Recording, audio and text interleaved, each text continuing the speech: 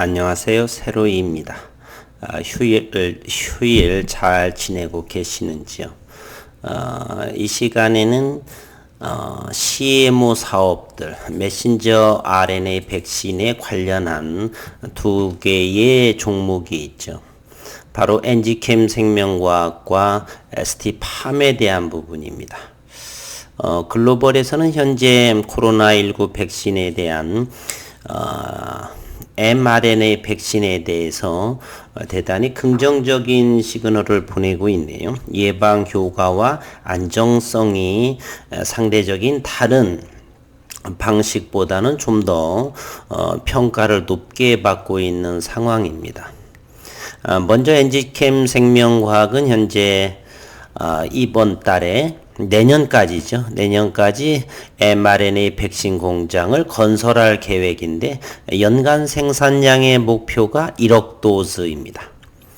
그리고 지난 4월 초에는 세계적인 전문가를 극비에 영입을 했죠. 독일의 세실 체르킨스킨 박사를 극비에 영입을 하고 조심스럽게 진행하고 있는 상황입니다.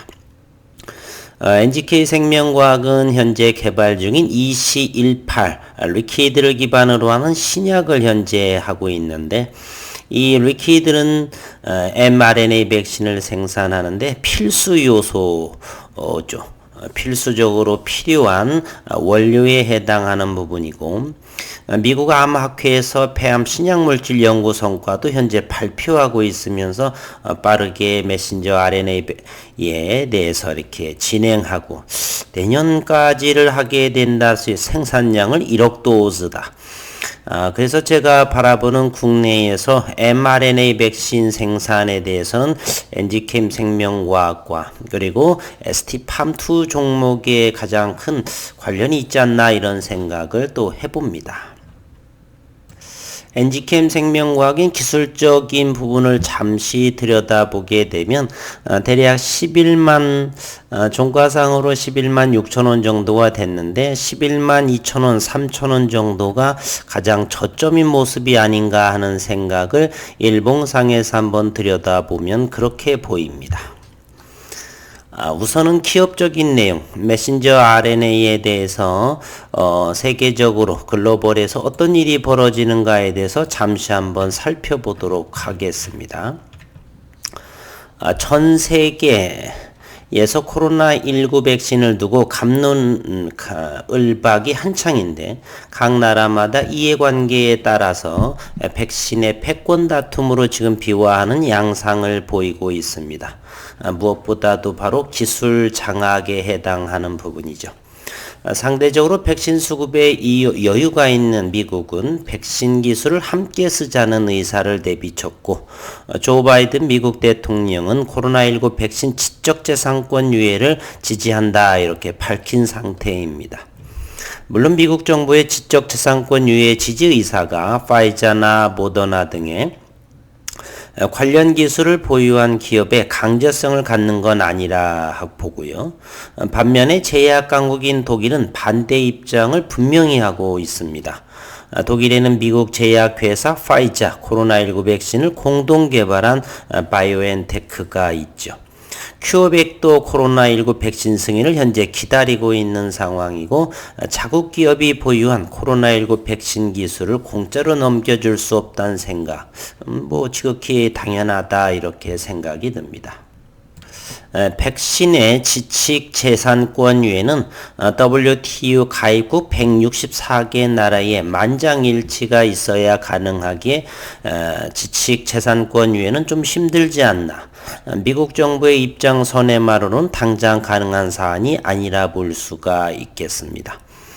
세계적으로 백신 논란이 지속되고 있는 가운데 화이자, 모더나에 이은 세 번째 메신저 리보핵산 mRNA의 백신 개발이 속도를 내고 있는데 바로 독일의 큐어백입니다.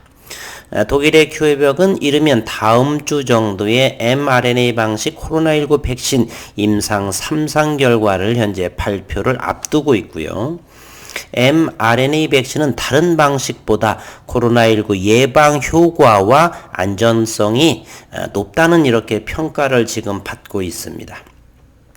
아직 코로나19 백신 개발 주권을 확보하지 못한 우리로서는 부러울 수밖에 없는 상황이고, 우리 정부 역시 국산 백신을 위한 관련 기술 개발을 적극 지원한다는 방침을 세우고 있습니다. 최근에 당국에서는 백신 개발 적극 지원이라는 구호를 지속적으로 강조하면서 이를 통해 이르면 내년도 2020년 상반기에 국내 기업이 개발한 백신을 접종할 수 있을 것으로 기대하고 있는데, 시간을 좀 더 지켜봐야겠다는 생각을 해보네요. 5월 7일 홍남기 국무총리 직무대행은 국산 백신 개발을 위해서 전폭적으로 지원하겠다라고 밝혔고, 홍 총리 대행은 정부는 내년 초 국산 백신 개발을 완료할 수 있도록 전폭적인 지원한다는 방침이라면서 적극적인 재정 지원 함께 임상시험 기간과 비용을 대폭 줄일 수 있는 비교 임상 방식에 대한 가이드라인을 다음 달 6월까지 마련해서 기업 맞춤형으로 지원하겠다, 이렇게 밝힌 상태입니다. 비피교 임상 방식으로 제넥신, SK바이오사이언스, 친원생명과 유바이로직스, 셀리드 등 백신을 개발 중인 국내 기업의 임상시험에 보다 속도를 붙일 수 있는, 그래서 엔지캠 생명과학이나 ST팜 이외에서도 제넥신이나 특히 저는 SK바이오사이언스에 주목을 하고 있지요. 이번에 1분기 실적 발표가 매출이 1,100억인데 영업이익이 500억 원에 해당입니다. 역시나 허언이 아니었다는 거, 코로나19 백신의 영업이익률이 50%에 육박하는 것을 솔직히 저는 믿지 않았지만 실적 발표를 보고서 정말로 깜짝 놀랐습니다. 그래서 CMO 기업들을 이렇게 많이 위탁 생산 기업에 참여하는 업체들이 많아지는 것 같습니다. CMO의 통상 수익률은 20에서 40%라고 하니까 그것도 사실은 꿈의 기업 영업이익률임에도 불구하고 코로나19 백신에 대해서는 50%다. 어마어마한 정도입니다. 홍 총리 대행은 또 우리는 백신 개발 역량은 물론 세계 2위의 바이오의약품 생산 능력을 보유한 국가다. 백신 허브 국가로 발돋움할 수 있는 좋은 기회다. 저는 여러 번 언급이 되고요. 시장을 예의주시하고 있는데 K바이오 시대가 2년 후 저는 생각을 하는데, 시장을 함께 이 영상을 보시는 분들과 함께 면밀하게 꼼꼼하게 그 과정들이 진행되는지를 지켜볼 필요가 있다. 따라서 그러한 종목군으로 장기적인 투자를 가장 저점에 선정을 해서 담아가는 것이 좋지 않나. 그렇게 되면 경제적인 자유로움이 시간 계획했던 것보다 좀 더 빨라질 수 있지 않나, 이런 생각을 개인적으로 해봅니다. 권준우 중앙방역대책본부 제2부본부장도 코로나19가 주기적으로 유행할 수가 있고 국산 백신 개발을 위해서 최선을 다하겠다. 국내 기업이 이르면 연내에 임상 3상에 진입할 수 있다며 이번 오는 7월 이후 코로나19 백신 임상시험에 참여를 요청할 수 있다라고 설명했습니다. 이날 이 부본부장은 코로나19의 주기적인 유행 가능성과 변이 바이러스, 현재까지는 제3번째 변이 바이러스까지 생각을 나타나고 있다라고 그러죠. 고려한다면 백신에 대한 주권이 중요하다. 백신의 개발, 그리고 생산, 접종 능력을 다 확보하고 있어야 한다, 이렇게 말했고요. 또 특별히 코로나19 국면에서 새롭게 주인공으로 등극한 요 mRNA 백신 플랫폼은 암 등 감염병 외에 다른 만성병 영역으로 확장될 수 있는 기술이죠. 현재 SCM 생명과학의 관계사인 코유민에서 이 mRNA 기반으로 전이성 신장암에 대해서 이렇게 임상을 이상 진행하고 있는 상황도 같은 맥락으로 볼 수가 있겠습니다. 그리고 관련 기술이 반드시 확보돼야 한다. 이 mRNA 백신에 대해서 우리나라도 상당하게 지원을 통해 가지고 경쟁력을 확보하면 좋겠다 생각을 해봅니다. 권이 부본부장은 코로나19 국산 백신에 대해 관련 기업들이 최선을 다하고 있고 올해 임상 3상을 진행하고 2022년 상반기 출시 접종하겠다는 목표라며 이와는 별도로 새로운 플랫폼인 mRNA 백신 기술은 올해 중 임상 시험을 시작하는 게 목표다라고 말했습니다. 파이자와 AZ 그리고 외에 큐백 등 다른 백신 도입 계획과 관련해서는 올해 충분한 물량을 확보한 만큼 안정적 도입에 집중하는 전략이 바람직하다는 입장이고요. 이와 함께 신규 백신의 개발, 임상 진행 상황을 지속적으로 점검하겠다 이렇게 설명했습니다. 주가를 보는 데 있어서 이렇게 기반인 배경 지식, 기업적인 어떤 환경, 글로벌에서의 이러한 주변의 상황들을 좀 더 함께 고려를 해서 이번에는 기술적인 내용을 보게 되면 엔지캠 생명과학은 11만 2천원대 정도라고 한다면 진입을 하는 것이 괜찮지 않나 이렇게 생각을 하고요. ST팜 역시 같은 맥락입니다. ST팜에 대해서도 현재 11만원 초 정도라고 한다면 저가라고 생각을 합니다. ST팜은 제네반티 mRNA 백신의 필수 기술 도입을 1,500억 원을 지불하고 기술 이전 계약을 한 상황이고요. 이번 5월 달에 1차에 대해서 이렇게 보고 있죠. 1차 증설이 완료되는 이번 달이라고 하는데 10만 도즈 생산하고요. 2차 증설로서는 1000만 도즈를 이렇게 생산 캐파 능력을 보유한다라고 했고요. 현재로서는 기술적으로 보게 되면 이곳에서 지지받는 모습을 하죠. 지난해 12월에 돌파하기 어려웠던 이 자리에서 거래량이 감소하면서 지지받고 있는 모습을 현재 보이고 있습니다. 엔지캠 생명과학부터를 한번 보게 되면요. 최근 수급 상황을 한번 보도록 하겠습니다. 엔지캠 생명과학 최근에는 외국인의 모습이 좀 두드러지게 보이죠. 기관도 사고 팔면서 하지만 관심을 보이고 있는 상황입니다. 엔지캠에 대해서 외국인의 현재 지분은 12.31% 100만 주를 보유하고 있습니다. 엔지캠 생명과학의 총 주식 한도는 833만 주에 이르고 있고요.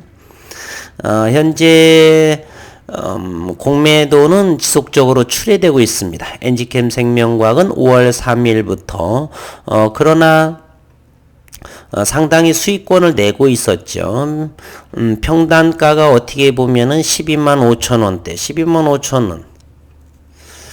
그리고 11만 7천 원대에 보이고 있는데 현재로서는 1만 6,300원을 현재 32만 2천 주에 지난 금요일 거래가 되었습니다. 최근에 이 바닥권에서의 외국인들이 이렇게 공매도를 진다는 것이 멍텅구리도 아니고 말이죠. 성장성의 일로가 있는데 여기 때에는 물론 이제 공매도가 재개가 되지 않은 상황이지만 어쨌건 그렇다라고 해서 이 바닥권에서 12% 여유 있는 보유 물량 때문에 그런가요? 어쨌건 저는 이해가 납득은 가지 않습니다. 현재 엔지캠으로서는 61선을 하회하고 기술적인 보조지표상으로서도 바닥권에 위치해 있습니다. 그렇게 위험한 자리는 아니고요. 엔지캠에 있어서 이렇게 되는 상황이고 ST팜도 같은 맥락입니다. 보조지표의 모멘텀 지표는 바닥 상태가 있는 상황이고요. 11만원 초반대 정도라고 한다면 진입이 충분히 가능하다. ST팜은 의외로 외국인 보유 물량은 2%밖에 되지를 않습니다. 현재 37만 주를 보유하고 있고요. 외국인 한도는 총 주식 수는 1865만 주에 해당됩니다. 현재 ST팜의 시가총액은 2조 원에 해당이 되고 엔지캠 생명과학은 조금 낮은 1조 원을 하회하는 9,689억 원에 해당하는 시가총액을 현재 보이고 있습니다. 상대적으로 내년까지 1억 도즈의 생산 능력에 설비를 투자한다라고 했으니까 향후로서는 엔지캠 생명과학도 어느 정도 괜찮은 흐름을 진행되지 않을까 하는 생각을 해봅니다. ST팜은 당장에 이번 달부터의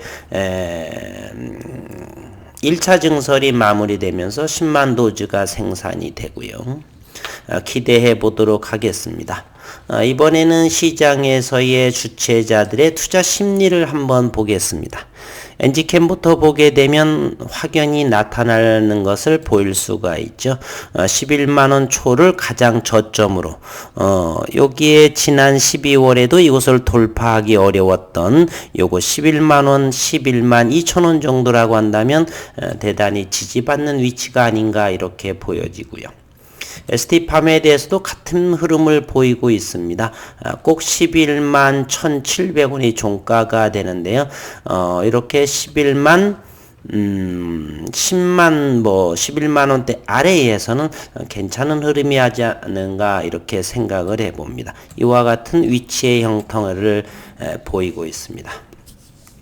앞으로 이 두 기업 메신저 RNA의 백신 생산에 관여하는 이 두 기업 ST팜, 엔지캠 생명과 올해보다는 내년보다는 그 이후에 큰 성장을 기대하는 시가총액 5조 원 이상을 향해 가는 모습 기대하면서 지켜보도록 하겠습니다. 한 주 동안 수고 많으셨습니다.